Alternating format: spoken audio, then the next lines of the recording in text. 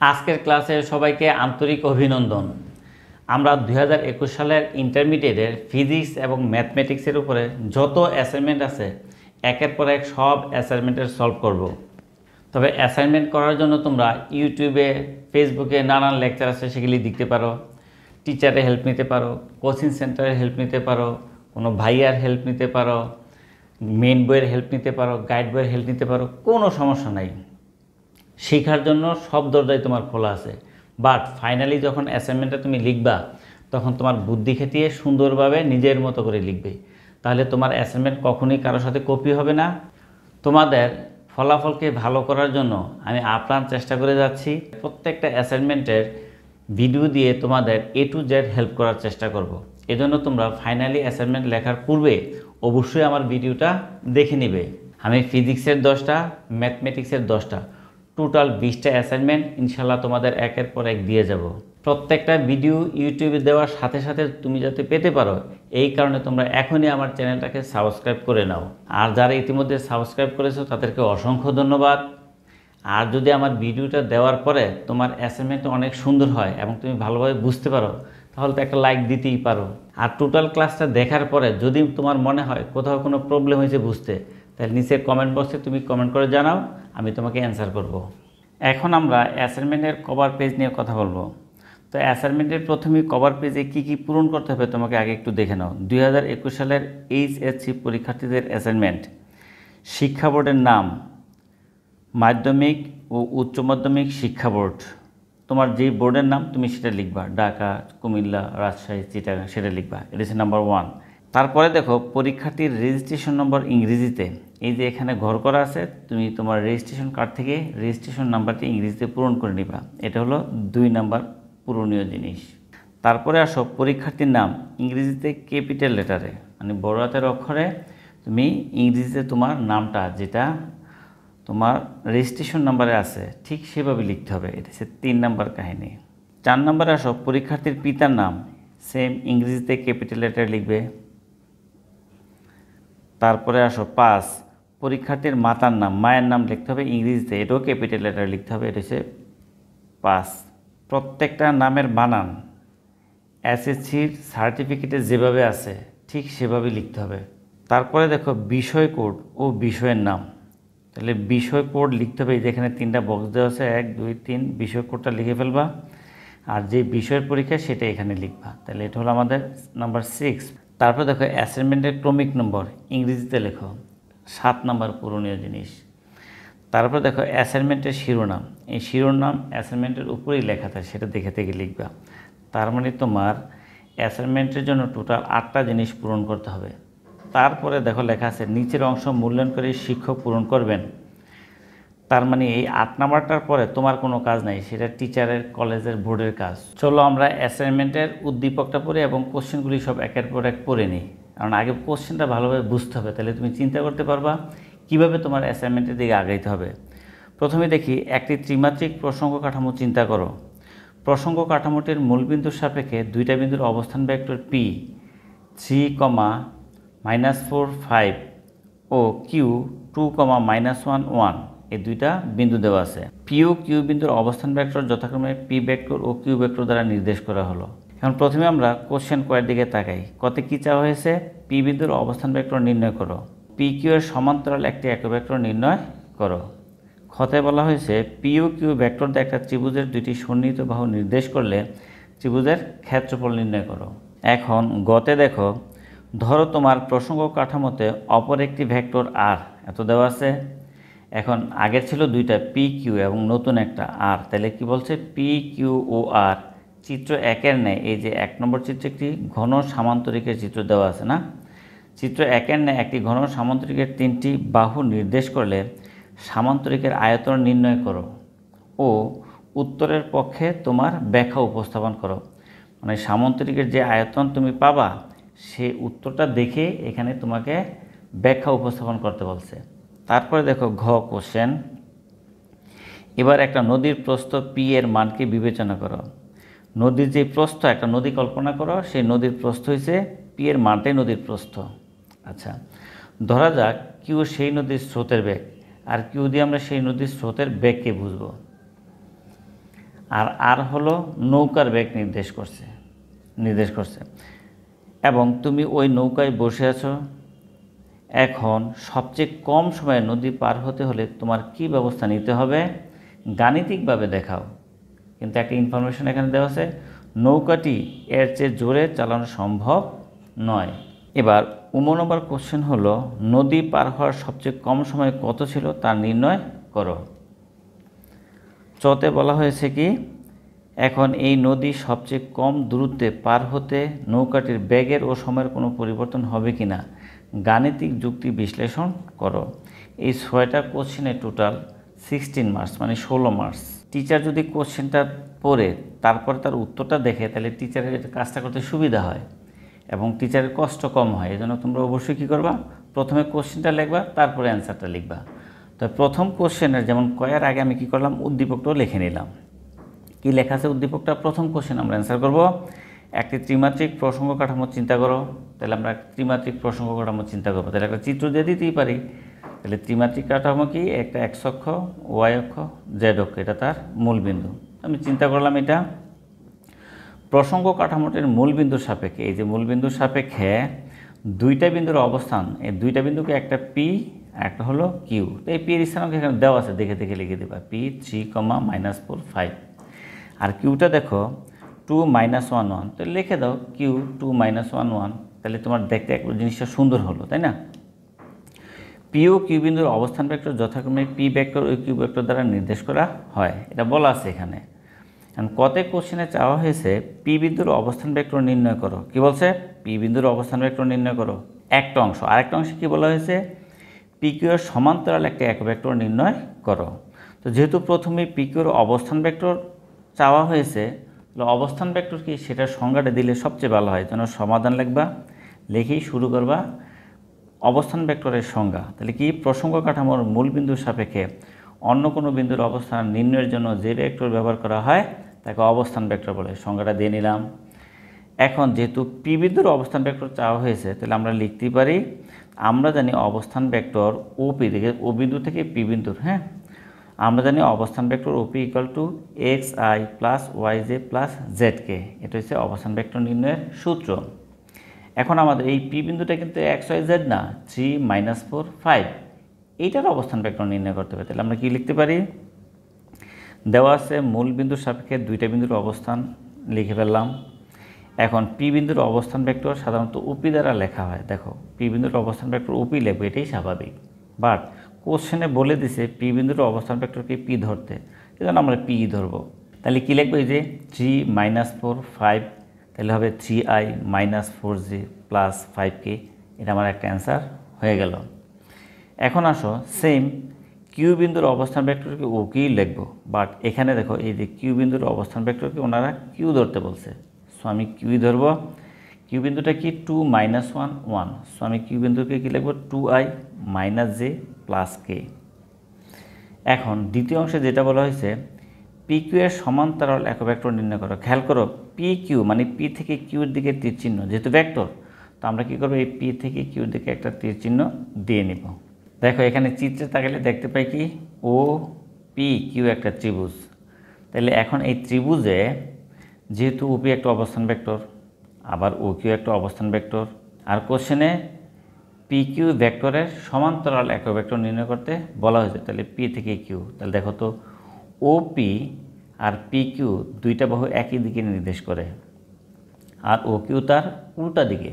তো আমরা লিখতেই পারি চিত্রানুযায়ী ভেক্টরের ত্রিভুজ সূত্রানুসারে পাই কি, O P plus P Q equal to O Q. আমরা এটা লিখে ফেললাম।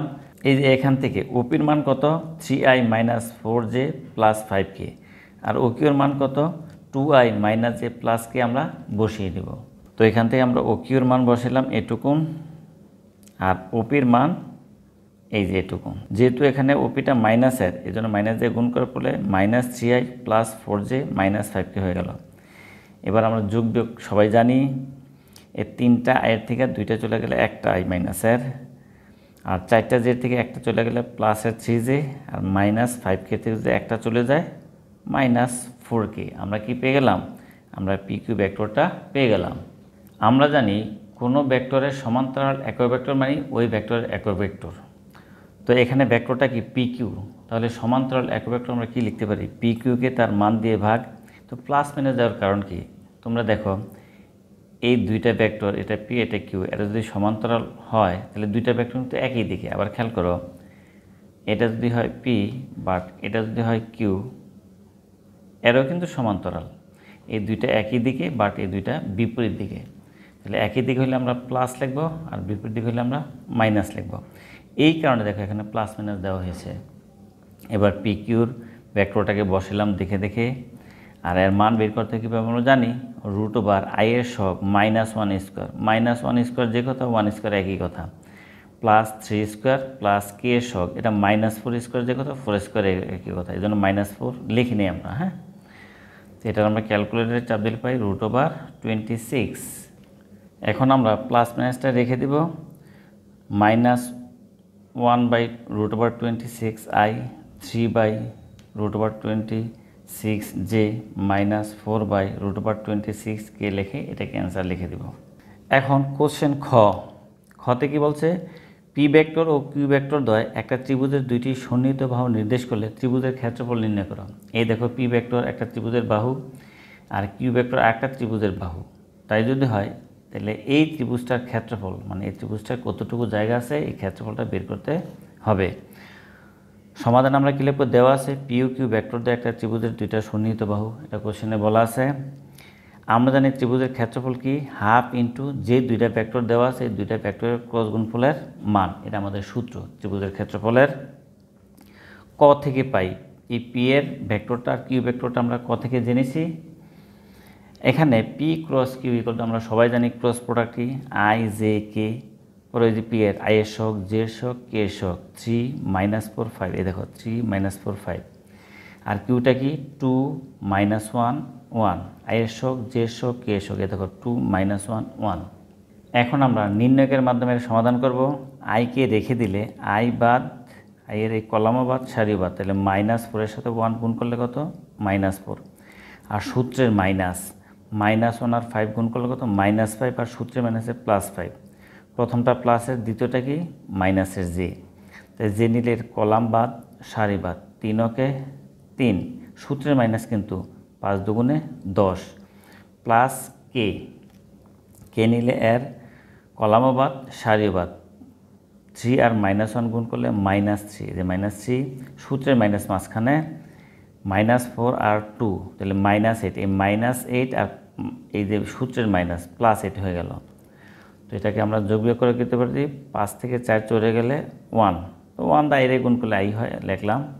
এবার 3 - 10 মানে কি -7, এই -7 আর -j গুণ করলে কী হবে, +7j, আর 8 থেকে 3 চলে গেলে থাকে কত 5, তাহলে কি 5k। তাহলে আমরা পি ক্রস কিউ পেয়ে গেলাম। এখন আমাদের দরকার পি কিউ ক্রসের মান, তাহলে আমরা মডুলাস করে দেব। আর মডুলাস করলে কী হয়, মান বের করতে হলে আই এর সহগ কত 1 স্কোয়ার, প্লাস জে এর সহগ কত 7 স্কোয়ার, প্লাস কে এর সহগ কত 5 স্কোয়ার। তাহলে আমরা পি ক্রস কিউ এর মান পেয়ে গেলাম 5√3। সুতরাং ত্রিভুজের ক্ষেত্রফল হাফ ইন্টু এই যে মানটা এখানে বসে দিব, তাহলে হয়ে গেল কত 5√3/2, যেহেতু ক্ষেত্রফল বর্গ একক, এটাই ক্ষয়ের অ্যান্সার। এখন আমরা গ নম্বর কোশ্চেনটা একটু পড়ে নিই। ধরো তোমার প্রসঙ্গ কাঠামোতে অপর একটি ভেক্টর আর আছে, পি, কিউ ও আর চিত্র 1 নেয়, এই যে চিত্র 1 ঘন সামান্তরিক, এর একটি ঘন সামান্তরিকের 3টি বাহু নির্দেশ করলে, তাহলে পি কিউ আর কি সামান্তরিকের 3টা বাহু নির্দেশ করলে সামান্তরিকের আয়তন নির্ণয় করো এবং উত্তরের পক্ষে তোমার ব্যাখ্যা উপস্থাপন করো। তাহলে আমরা কী লিখব, সমাধানে প্রথমে লিখব ক থেকে পাই, ওই যে পি ভেক্টর আর কি ভেক্টর পেয়েছিলাম লিখে দিলাম। আর এই গতেই যে দেওয়া আছে আর এর ভেক্টরটা এখানে দেওয়া আছে, এটা লিখে দেব।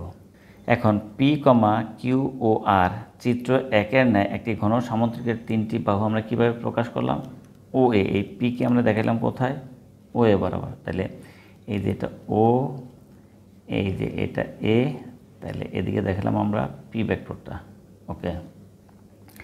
আর কিউকে আমরা কোথায় দেখাইলাম, কিউকে আমরা দেখাইলাম ওসি বরাবর, তাহলে ওসি কোনটা, এই যে সি, এদিকে দেখালাম আমরা কিউ ভেক্টরটাকে। আর ভেক্টরকে আমরা কোথায় দেখাইলাম, ওজি বরাবর, ওজি কোথায়, এই যে খেয়াল করো ওজি হলো জি, এই ওজি বরাবর, এটা কিন্তু উদ্দীপকের ছিল এই চিত্রটা, হ্যাঁ, ওজি বরাবর আমরা আর ভেক্টরটাকে দেখালাম।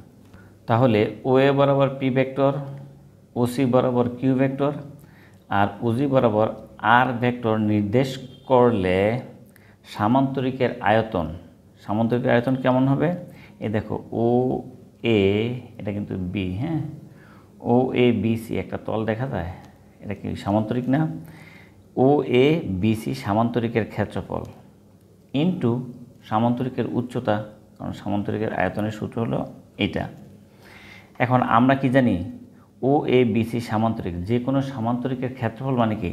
সামান্তরিকের সন্নিহিত বাহু বরাবর দুইটা ভেক্টর, খেয়াল করো, একটা পি, এই যে আরেকটা হলো কি কিউ, ওই দুইটা ভেক্টরের ক্রস গুণফলের মান আর এই সিরিজটা আমরা এখানে লিখে দিলাম।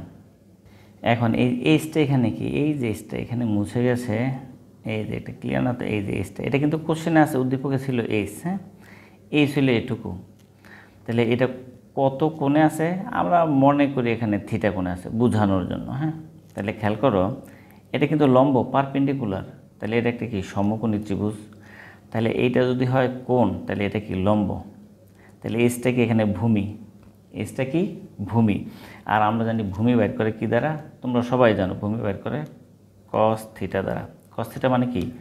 ভূমি বাই অতিভুজ। এখানে ভূমিটা হলো আমাদের এইচ, আর অতিভুজ খেয়াল করে এই যে আর ভেক্টর, এই সমকোণী ত্রিভুজের আর ভেক্টর।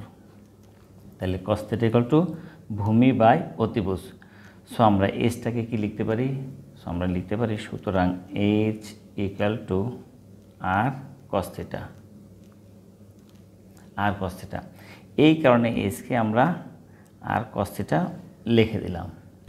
এখানে দেখো পি ক্রস কিউর মডুলাস, আবার আর কস থিটারও মান, এটারও মডুলাস, তাহলে এটাও মান এইটাও মান। তাহলে কাজ করি আমরা পি ক্রস কিউকে ফার্স্ট ব্রেকেট দেই, আর কস থিটাকে দুইটা মডুলাস না লেখা একটা মডুলাস দিই বাইরে। ওকে, আমরা কি জানি? A dot B equal to কি? A B cos theta. এখন তোমাকে যদি বলি যে এটা মনে করো আমাদের এ ভেক্টর, হ্যাঁ, আর এটা হলো আরটা হলো বি, খেয়াল করো, তাহলে এটা হলো এ, এটা হলো B, A B cos theta. তাহলে এ বি কস থিটা, এটা কি লেখা যায়? A dot B. তাহলে এইটা হলো এ, এটা হলো বি, তাহলে এই যে এ, এটা কিন্তু ডট প্রোডাক্ট, এই যে বি। এই পি ক্রস কিউ এটা কিন্তু আমরা খ থেকে পেয়েছি যে পি ক্রস কিউ সমান কত? I plus 7j plus 5k। তা আমি পি ক্রস কিউটা এখানে বসে দিলাম, আর এই ডটের ডট, আর আরটা তো আমরা উপরেই পেলাম, আরটাও বসে দিলাম। আর ডট গুণের ফর্মুলা সবাই আমরা জানি, আইয়ের সহগ আর আইয়ের সহগ গুণ করতে হবে। তাহলে এই দুইটা গুণ করো, আইয়ের সহগ কত? 1 1, তাহলে এককে 1। জে সহগ কত? 7, জে সহগ কত? 2, তাহলে কত হয়? এটা হয় 7 দুগুণে 14। কে এর সহগ 5 আর কে এর সহগ -3, তাহলে গুণ করে দিলে কত হয়? 5 আর -3, 3 5 আর 15, তাহলে 14 একে 15, 15 থেকে 15 গেলে 0। তার মানে এই ঘন সামান্তরিকের আয়তন পেলাম কত? 0। আয়তন 0 মানে কি? আসলে আয়তন নাই, ব্যাপারটা তো এরকমই, তাই না? যেহেতু ঘন সামান্তরিকের আয়তন 0, সুতরাং পি কিউ ও আর ভেক্টর তিনটি একই সমতলে অবস্থান করে। অ্যান্সার। এখন আমরা ঘ নাম্বার কোশ্চেনটাকে পড়ে নিব। এবার একটি নদীর প্রস্থ হিসাবে পি এর মানকে, তাহলে পি এর মানকে নদীর প্রস্থ হিসাবে কাউন্ট করব আমরা, হ্যাঁ। ধরো কিউ সেই নদীর স্রোতের বেগ, তাহলে কিউকে আমরা নদীর স্রোতের বেগ হিসেবে কাউন্ট করব। আর আর নৌকার বেগ নির্দেশ করছে, তিনটা জিনিস। এবং তুমি ওই নৌকায় বসে আছো, এখন সবচেয়ে কম সময়ে নদী পার হতে তুমি কি ব্যবস্থা করবে? গাণিতিকভাবে দেখাও। আর নোটটা কী দেওয়া আছে? নৌকাটি এর চেয়ে জোরে চালানো সম্ভব নয়। নৌকার যা বেগ দেওয়া আছে সেটাই ম্যাক্সিমাম। তাহলে প্রথমেই সমাধানটা লিখবা। ক থেকে পাই পি ভেক্টর আর কিউ ভেক্টর, আর গ থেকে পাই কি? আর ভেক্টর। প্রশ্ন মতে যেটা বলছে নদীর প্রস্থ, এই দেখো পি এর মানকে নদীর প্রস্থ হিসেবে পি এর মান, তাহলে এটা আমাদের একটা নদী। এখানে এই যে নদীটা দেখা যাচ্ছে, এই নদীর প্রস্থ আমরা ধরি এটুকু, নদীর প্রস্থকে সাধারণত আমরা ওয়াই দ্বারা প্রকাশ করি, বাট নদীর প্রস্থকে এখানে যেটা দেওয়া আছে তাই তো লিখতে হবে। নদীর প্রস্থকে আপনারা পি দ্বারা ডিনোট করতে বলছে, তাহলে যেন আমরা নদীর প্রস্থ ওয়াই ধরি, কিন্তু যেহেতু ওনারা পি বলছে আমরা পি লিখব। তো নদীর প্রস্থকে এই যে পি ভেক্টরের মানটা খেয়াল করো, তাহলে পি এর মান কী হবে, আই এর সহ কত √3² প্লাস জে এর সহ কত -4² যে কথা, 4² একই কথা, প্লাস কে এর সহগ স্কোয়ার। এটা ক্যালকুলেটারে চাপ দিলে আমরা পেয়ে যাই কত 5√2। আর কোশ্চেনে বলা আছে এই প্রস্থকে কিলোমিটারে নিতে, তাহলে এটা কিলোমিটার লিখে দিবা। এবার আসো কিউ সেই নদীর স্রোতের বেগ, তাহলে স্রোতের বেগকে সাধারণত আমরা ইউ দ্বারা প্রকাশ করি। কী দ্বারা? স্রোতের বেগকে আমরা ইউ দ্বারা প্রকাশ করি, কিন্তু কোশ্চেনে যেহেতু বলা আছে স্রোতের বেগকে কিউ দ্বারা প্রকাশ করতে, সো আমরা ইউকে কিউই লিখে দিলাম। তাহলে কিউর মানটা কি দেখো, কিউ ভেক্টর থেকে কিউর মান নিতে হবে। কিউর মান হলো আই এর সহগ 2² প্লাস জে সহ কত -1² যে কথা, 1² একই কথা, এই জন্য মাইনাস দেই নাই, প্লাস কে এর সহগ স্কোয়ার। তো আমরা স্রোতের বেগ ভেলোসিটি পেয়ে গেলাম √6 km/h। আর নৌকার বেগ নির্দেশ করলে, তো স্রোতের বেগ যদি এদিকে বোঝায়, নৌকার বেগ কোথায়, যেহেতু এখানে বলছে কম সময়, তাহলে আমরা মনে করি নৌকাটা আমরা এইদিকে সোজাসুজি চালাবো। হ্যাঁ, তো নৌকার বেগ এখানে দেখো আর দ্বারা প্রকাশ করে, কিন্তু নৌকার বেগকে আমরা সাধারণত ভি দ্বারা প্রকাশ করি। যেহেতু কোশ্চেনে বলছে আর নৌকার বেগ, সো আমরা ভিকে আরই লিখে দিব। তাহলে আর ভেক্টরের মান কোথায় থেকে লিখবো, এই যে এখান থেকে লিখবো। তাহলে √আই এর সহগ স্কোয়ার প্লাস এই যে জে এর সহগ 2² প্লাস কে এর সহগ কত -3² যে কথা, 3² একই কথা, এটা হলো √14 km/h। ধরি আমরা স্রোতের সাথে নৌকা আলফা কোণে গতিশীল, তার মানে স্রোত এদিকে আর নৌকার বেগ এই যে এইদিকে, এই দুইটার মধ্যবর্তী কোণ আমরা ধরে নিই আলফা। এখন আমরা জানি নদী পার হতে প্রয়োজনীয় সময় টি = নদীর প্রস্থ বাই নৌকার বেগ ইন্টু সাইন আলফা। এই যে ওয়াইয়ের মানকে আমরা কি লিখি, এই যে পি, এই যে ওয়াই মানে তো পি, এই জন্য ওয়াইকে আমরা পি লিখে দিলাম, ভালো কথা। আর ভিকে আমরা কি লিখবো, এই দেখো ভিকে আমরা লিখবো আর লিখে দিলাম। পি আর কিন্তু এখানে ফিক্সড কনস্ট্যান্ট না, তাহলে এই টিটা টাইমটা টোটাল কার উপর ডিপেন্ড করে, সাইন আলফার উপর ডিপেন্ড করে। তাহলে টি যদি হয় মিনিমাম, তাহলে সাইন আলফাকে হইতে হবে ম্যাক্সিমাম। তো এখানে আমরা লিখতে পারি টি ইনভার্সলি প্রপোর্শনাল 1/sin আলফা, তার মানে টি এর সাথে সাইন আলফার সম্পর্ক হচ্ছে ব্যস্তানুপাতিক, কারণ পি ও আর ধ্রুবক। টি এর সাথে সাইন আলফার সম্পর্ক কি ব্যস্তানুপাতিক, মানে ইনভার্সলি প্রপোর্শনাল। কাজেই ন্যূনতম সময়ের জন্য সাইন আলফাকে কেমন হইতে হবে, টিকে যদিও বানাইতে হয় মিনিমাম, তাইলে সাইনকে বানাইতে হবে ম্যাক্সিমাম। তাহলে আমরা বলতে পারি কাজেই ন্যূনতম সময়ের জন্য সাইন আলফার মান সর্বোচ্চ হতে হবে। আর আমরা সবাই জানি সাইন আলফার সর্বোচ্চ মান হলো 1, বা আলফা = সাইন ইনভার্স 1, তার মানে আলফা = 90 ডিগ্রি। ক্যালকুলেটরে চাপ দাও, 90 ডিগ্রি হয়ে গেল। অতএব সবচেয়ে কম সময়ে নদী পার হতে হলে নৌকাটিকে স্রোতের সাথে 90 ডিগ্রি কোণে রওনা দিতে হবে। এই কারণে নৌকাটাকে আমরা এদিকে চালনা করতে পারতাম, এদিকেও চালনা করতে পারতাম, এই দিকেও চালনা করতে পারতাম। আমরা এটা না করে এই যে লম্ব বরাবর পারপেন্ডিকুলার দেখাইছি, এই কারণে যাতে এই নৌকার বেগের সাথে স্রোতের বেগের এই আলফার মান 90 ডিগ্রি হয়। এখন নম্বর কোশ্চেন, নদী পার হওয়ার সবচেয়ে কম সময় কত ছিল তা নির্ণয় করো। সমাধান, গ থেকে আমরা কি পেয়েছি, নদীর প্রস্থ 5√2 কিলোমিটার, স্রোতের বেগ √6 km/h, নৌকার বেগ √14 km/h। ন্যূনতম সময়ের ক্ষেত্রে কী পেলাম, আলফার মান হলো 90 ডিগ্রি। আমরা জানি নদী পার হতে প্রয়োজনীয় সময় টি = y/v sin আলফা। এই যে এখানে লেখা আছে মিনিমাম নাকি ন্যূনতম, টি যদি হয় মিনিমাম দ্যাট মিনস ন্যূনতম, তাহলে আলফাকে অবশ্যই হইতে হবে কত, দেখো 90 ডিগ্রি। তাহলে টি যদি হয় মিনিমাম, আলফা হবে 90 ডিগ্রি। আর আমরা জানি সাইন 90 মান কত 1, তাহলে 1 লিখতে পারি। আর পি এর মান হলো 5√2, আর এর মান হলো √14। সুতরাং ক্যালকুলেটরে চাপ দিলে আমরা পেয়ে যাই, সো টি মিনিমাম = 1.89 আওয়ার। সুতরাং নদী পার হওয়ার সবচেয়ে কম সময় ছিল 1.89 ঘন্টা। অ্যান্সার। এখন আমাদের সর্বশেষ 4 নম্বর কোশ্চেনটা পড়ে নেই। এখন এই নদী সবচেয়ে কম দূরত্বে, আগে কিন্তু বলছে কম সময়ে, হ্যাঁ, এখন বলছে কম দূরত্বে পার হতে নৌকাটির বেগের ও সময়ের কোনো পরিবর্তন করতে হবে কি না। কী বলছে দেখো, বেগের ও সময়ের দুইটা কন্ডিশন, কোনো পরিবর্তন করতে হবে কি না গাণিতিক যুক্তি বিশ্লেষণ করো। তো সমাধানে আমরা প্রথমে লিখব ঘ থেকে পাই নদীর প্রস্থ, স্রোতের বেগ, নৌকার বেগ, আর ন্যূনতম সময় টি ইকুয়াল টু কত 1.89 আওয়ার। এখন এটা কিন্তু চিন্তার বিষয় যে নৌকাটা কি সবচেয়ে কম দূরত্বে যাবে। এখন তোমরাই বলো এই নদীর এই পার থেকে ওই পার সবচেয়ে কম দূরত্ব কোনটুকু? নিশ্চয়ই এটাও না, নিশ্চয়ই এটাও না, এইটাও না। তাহলে সবচেয়ে কম দূরত্ব কোনটা? এই যে পারপেন্ডিকুলার, লম্ব দূরত্ব, মানে এই সোজাসুজি গেলেই সবচেয়ে কম দূরত্বের নৌকাটা পার হতে পারবে। তাহলে কি করতে হবে? যেহেতু নদীতে স্রোত আছে, তো স্বাভাবিক কারণেই নৌকা যদি এদিকে রওনা দেয়, স্রোতের ধাক্কায় নৌকাকে এই দিকে নিয়ে যাবে, তাহলে দূরত্বটা কি বেড়ে গেল। সেই দূরত্বটাকে কমানোর জন্য আমরা বুদ্ধি করে নৌকাটাকে এই দিকে চালনা করব। এই দিকে চালনা করলে আমরা আশা করতে পারি স্রোতের ধাক্কাইতে ধাক্কাইতে একসময় নৌকাটাকে এই দিকে নিয়ে যাবে। তাহলে আমাদের কী করতে হবে? এই স্রোতের সাথে নৌকাটাকে এই দিকে খেয়াল করো, কত কোণে? আলফা কোণে, এই যে আলফা লিখছে, হ্যাঁ। স্রোতের সাথে নৌকাটাকে আলফা কোণে যদি চালনা করি, তাহলে আশা করতে পারি সবচেয়ে কম দূরত্বে সে এখানে যে পৌঁছবে।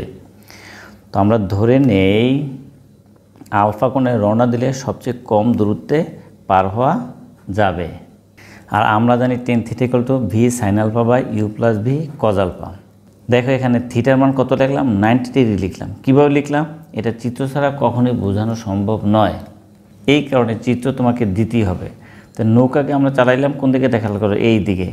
নৌকা চলে গেছে কোথায়? এই যে এইখানে। তো এটা কি নৌকার লব্ধি বেগ? এই নৌকার লব্ধি বেগ মনে করি আমরা কত? W। এই নৌকার লব্ধি বেগটা স্রোতের সাথে যে কোণ তৈরি করে সেটা তো আমরা থিটা ধরি, কারণ সামুদ্রিক সূত্র তুমি তো দেখে আসছো। একটা দাগ দেওয়া তো তাহলে তো হয়ে যায়। খেয়াল করে একটা সামুদ্রিক হয়ে গেল না? এটা স্রোত, এটা নৌকা, তাহলে এটা কি? লব্ধি। আর লব্ধিটায় রেজাল্টেন্ট ভেক্টরটায় স্রোতের সাথে যে কোণ তৈরি করে সেটাই তো থিটা। তাহলে থিটার মান কত? যেহেতু এটা পারপেন্ডিকুলার, সো 90 ডিগ্রি। তাহলে এই চিত্রটা না আঁকলে থিটার মান যে 90 ডিগ্রি এটা তো বোঝাই যাবে না। এই জন্য চিত্রটা আঁকা কতটা প্রয়োজন। তো আমরা লিখতেই পারি tan 90 মানে কত? sin 90 / cos 90। sin 90 মানে কত? 1, cos 90 কত? 0। এবার আমরা আর গুণ করে দিলে কত? 1 দিয়ে এটারে গুণ করলে এটাই হয়, আর 0 দিয়ে যদি এটারে গুণ করি 0 হয়ে যায়। তাহলে আমরা পেলাম v cos α = -u, cos α = -u/v, বা আলফা = cos ইনভার্স -u/v। এখানে স্রোতের বেগকে কিউ দ্বারা প্রকাশ করা হয়েছে আর নৌকার বেগকে আর দ্বারা প্রকাশ করেছে। এই জন্য আমরা ইউর মানকে কিউ লিখলাম আর ভিকে আমরা আর লিখলাম। এখন এই কিউর মান √6 আর এর মান হলো √14। সো এটা ক্যালকুলেটরে চাপ দিলেই আলফার মান বের হয়ে আসে কত? 130.89 ডিগ্রি। তাহলে আমরা বলতে পারি নৌকাটাকে 130.89 ডিগ্রি কোণে রওনা দিলে সে ন্যূনতম দূরত্বে অপারে পৌঁছতে পারবে। বাট এটা তো অ্যান্সার চাওয়া হয় নাই। তাহলে আলফার মানটা আমার কাজে লাগবে। এখানে দেখো এই আলফার মানটা ম্যাক্সিমাম স্টুডেন্ট, প্রায় 95% স্টুডেন্ট এই আলফার মানটাকে বের করবে হয় tan θ সূত্র দ্বারা, হ্যাঁ। কিন্তু tan θ তো সেটা তো অসংজ্ঞায়িত 90 ডিগ্রি। এই জন্য এটা চেয়ে বেশি স্ট্যান্ডার্ড হলো লম্বাংশের সূত্র দ্বারা, লম্বাংশ উপপাদ্য দ্বারা এই আলফার মানটা বের করার সবচেয়ে স্ট্যান্ডার্ড। তো তোমরা যারা কাজ করবা, আগেটা আমি দেখাইছি tan α দ্বারা, বাট তোমরা দেওয়ার সময় এই লম্বাংশ উপপাদ্য দ্বারা দিবা। কীভাবে? অন্যভাবে লিখছি কিন্তু, হ্যাঁ। তোমরা ম্যাথ সেকেন্ড পেপার স্থিতিবিদ্যা স্ট্যাটিক্স 8 নম্বর অধ্যায়ের 8.1-এ লম্বাংশের উপপাদ্য পড়েছো। সেই লম্বাংশের উপপাদ্য দ্বারাই কিন্তু এটা সবচেয়ে সুন্দরভাবে এক্সপ্লেন করা যায়। কীরকম? চিত্রানুযায়ী স্রোতের বেগ কিউ বরাবর লম্বাংশের উপপাদ্য অনুসারে। এই দেখো স্রোতের বেগ এইদিকে না, এই স্রোতের বেগের সাথে সবাই কোণ তৈরি করবে। এই জন্য বলা হয় স্রোতের বেগ কিউ বরাবর লম্বাংশের উপপাদ্য অনুসারে। স্রোতের বেগ কত? কিউ। নৌকার বেগ কত? আর। আর এই দুইটার লব্ধি হবে কত? ধরি W। তাহলে আমরা কি লিখব? দুইটা বলের লম্বাংশের বীজগণিত যোগফল। দুইটা বল কি কিউ আর আর, তাহলে কিউ এর লম্বাংশ লিখব, আর এর লম্বাংশ লিখব, এই দুইটার যোগফল হবে লব্ধি লম্বাংশের সমান। এখানে স্রোত ও নৌকার লব্ধিকে আমরা এই যে ডাব্লিউ লিখেছি, ঠিক আছে। এই কিউ আর ডাব্লিউ সবাই কিন্তু কিউর সাথে কোণ তৈরি করবে। এখন তোমরাই বলো কিউর সাথে কত কোণ তৈরি করবে? করবেই না, মানে 0 ডিগ্রি। এবার আসো আর, এই যে আর কিউর সাথে কত কোণ তৈরি করছে? এই যে আমরা ধরে নিয়েছিলাম আলফা কোণ, তাহলে আলফা কোণ তৈরি করছে, ঠিক আছে, এই যে কজ আলফা। এবার আসো এই ডাব্লিউ, দ্যাট মিনস লব্ধি বল, এইটা কিউর সাথে কত কোণ তৈরি করছে খেয়াল করো তো, 90 ডিগ্রি কোণ, তাই না?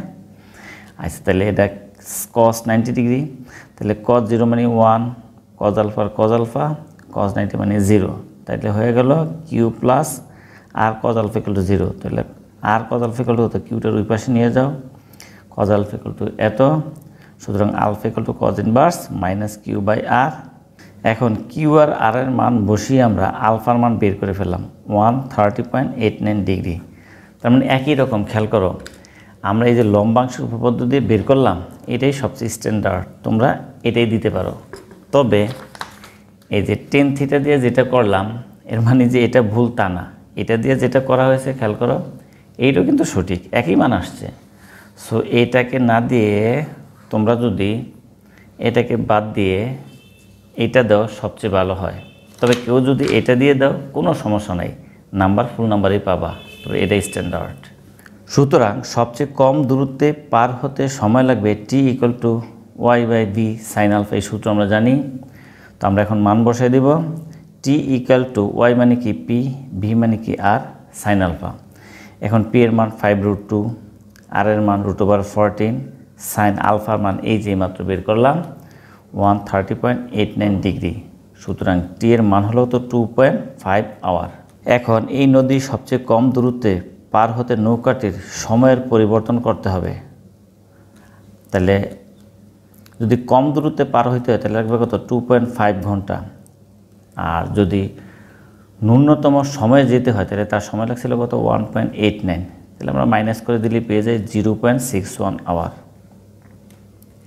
এখন কোশ্চেনে কিন্তু আরেকটা কথা বলা ছিল যে ব্যাগের কোনো পরিবর্তন করতে হবে কি না, তাহলে সেটা একটু লিখে দাও। আবার নৌকার বেগ বৃদ্ধি করেও সবচেয়ে কম দূরত্বে নদী পার হওয়া সম্ভব। এখানে নদীতে স্রোত থাকা অবস্থায় যদি নৌকার বেগ কম হয়, ভেলোসিটি কম হয়, তাহলে নৌকাটাকে একটু বেশি কোণে রওনা দিয়ে এইভাবে সোজা এখানে যেতে হবে, মানে দূরত্বটা কম হবে, তাই না? কিন্তু নৌকার বেগ যদি অনেক বেশি হয়, অনেক বেশি স্পিড হয়, তাহলে আমরা ইচ্ছা করলে কোণের মানটা কমায় দিয়েও এখানে চলে যেতে পারি। তার মানে নৌকার বেগ যদি বেশি হয় তাইলেও দূরত্বটা কমায়া উপরে যাওয়া পসিবল। সুতরাং আমরা বলতে পারি নৌকার বেগ বৃদ্ধি করেও সবচেয়ে কম দূরত্বে নদী পার হওয়া সম্ভব। কিন্তু ঘ কোশ্চেনে কি বলা হয়েছে সেটা হুবহু উঠিয়ে দিলাম, কি নৌকাটি এর চেয়ে জোরে চালানো সম্ভব নয়। সবাইকে অসংখ্য ধন্যবাদ।